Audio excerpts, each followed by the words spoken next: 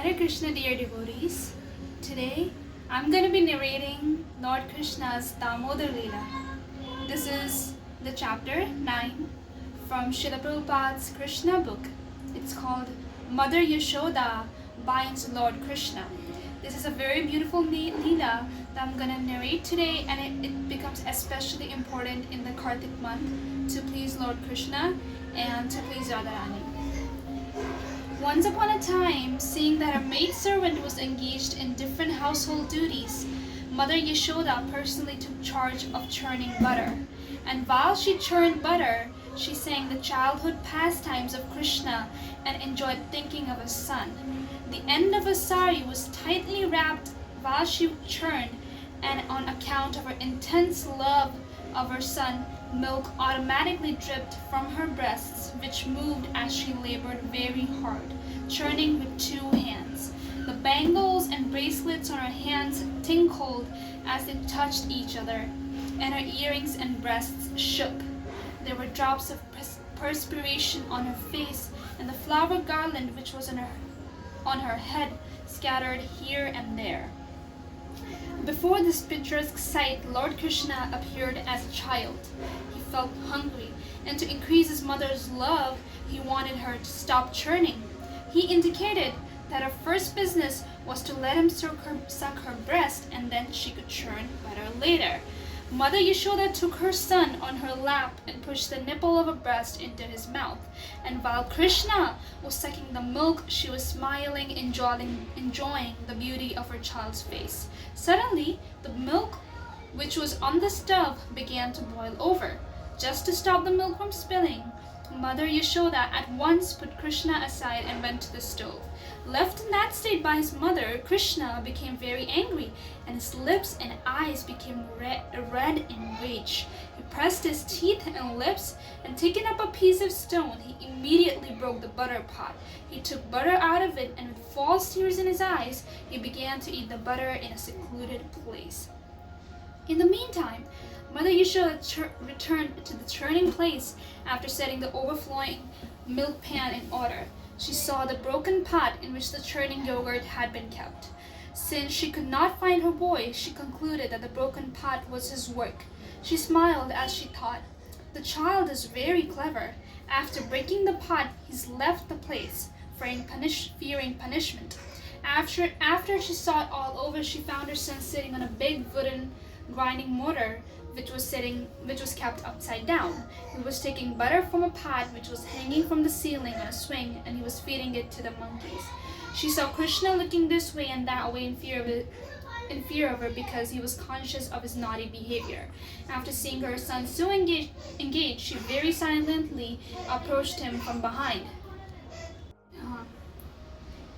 Krishna, however, saw her coming toward him with a stick in her hand, and he immediately got down from the grinding mortar and began to flee in fear.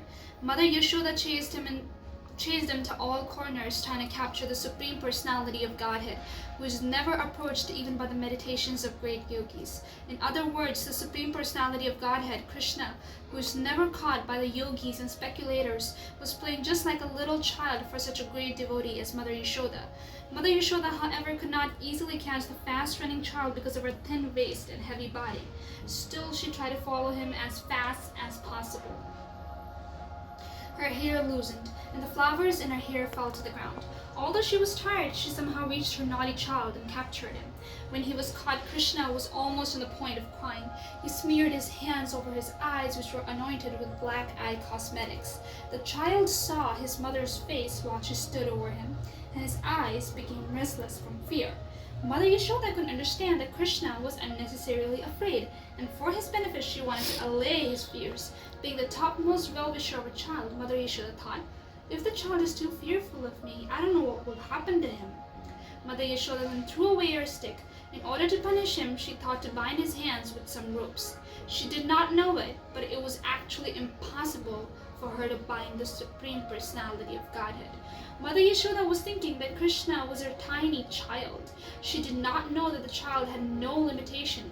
There is no inside or outside of him, nor beginning or end. He is unlimited and all-pervading. Indeed, He is himself the whole cosmic manifestation. Still, Mother Yashoda was thinking of Krishna as her child, although he is beyond the reach of all senses. She endeavored to bind him to a wooden grinding mortar. But when she tried to bind him, she found that the rope she was using was too short, by 2 inches. She gathered more ropes from the house and added to it, but still she found the same shortage. In this way, she connected all the ropes available at the home, but when the final knot was added, she saw that the rope was still 2 inches too short. Mother Yashoda was smiling, but she was astonished. How was it happening? In attempting to bind her son, she became tired. She was perspiring, and the garland on her head fell down. Then Lord Krishna appreciated the hard labor of his mother, and being compassionate upon her, he agreed to be bound up by the ropes. Krishna, playing as a human child in the house of Mother Yashoda, was performing his own selected pastimes. Of course, no one can control the Supreme Personality of Godhead. The pure devotee surrenders himself unto the lotus feet of the Lord, who may either protect or vanquish the devotee. But for his part, the devotee never forgets his own position of surrender. Similarly, the Lord also feels transcendental pleasure by submitting himself to the protection of the devotee. This was exemplified by Lord Krishna's surrender unto his mother Yashoda. Krishna is the supreme bestower of all kinds of liberation to his devotees. But the benediction which was bestowed upon Mother Yashoda was never experienced even by Lord Brahma or Lord Shiv or the goddess of fortune. The Supreme Personality of Godhead, who is known as the son of Yashoda and Nanda Maharaj, is never so completely known to the yogis and speculators, but he is easily available to his devotees. Nor is he appreciated as the supreme reservoir of all pleasure by the yogis and speculators. After binding her son, Mother Yashoda engaged herself in household affairs. At that time, bound up to the wooden mortar, Krishna could see a pair of trees before him, which were known as Arjun trees. The great reservoir of pleasure, Sri Krishna thus thought to himself, Mother Yashoda first of all left me without feeding me sufficient milk, and therefore I broke the pot of yogurt and distributed the stock butter in charity to the monkeys. Now she has bound me up to a wooden mortar, so I shall do something more mischievous than before. And thus he thought of pulling down the 2 very tall Arjun trees. There is a history behind the pair of Arjun trees. In their previous lives, the trees were born as the human sons of Kuber, and their names were Nalkuvar and Manigriva. Fortunately, they came within the vision of the Lord.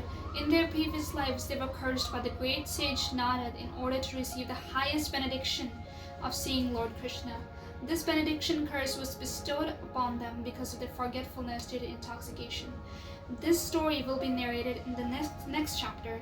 Thus ends the Bhaktivedanta purport of the 9th chapter of Krishna. Mother Yashoda binds Lord Krishna. The next part of this story will be uploaded in the next video, in which we will describe how Lord Krishna liberated the 2 sons of Kuber. This is a very important Leela, especially for the Damodar month, and if we are reading it regularly in the Kartik month and reciting Damodar Ashtakam, then obviously Lord Krishna will be very pleased upon us. So Hare Krishna, dear devotees, and I hope you enjoy this beautiful Leela of our beloved Lord Krishna.